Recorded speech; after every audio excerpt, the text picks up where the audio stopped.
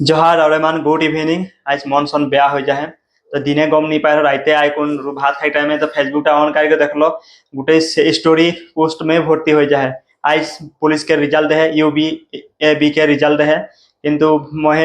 Exam नहीं दिलो कोनो ना ऑनलाइनो निकालो एनी बेकार में रहलो। आज गम पा था काटते हले तो मोरो सिलेक्ट होते निकी तो कुदा कुदी काटते सिलेक्ट होते निकी सेरकम लागिल तो देख भालो लगा था एक संगे पढ़ाल मानो सिलेक्ट है आज तो एक झन न दुई झन के देखलो फेसबुक में तो सब सिलेक्ट है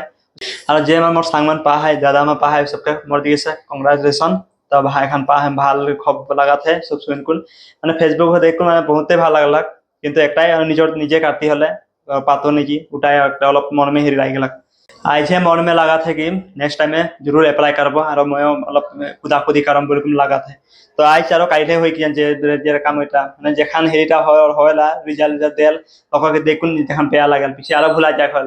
तो देखो एबार जरूर चेष्टा करम बोल भाबा हम। तो चला एटा भिडियोटा बना अलग तो कमेंट करके जना देबा जे मान एग्जाम नी देखुन आज रिजल्ट देखुन कार काम लगा था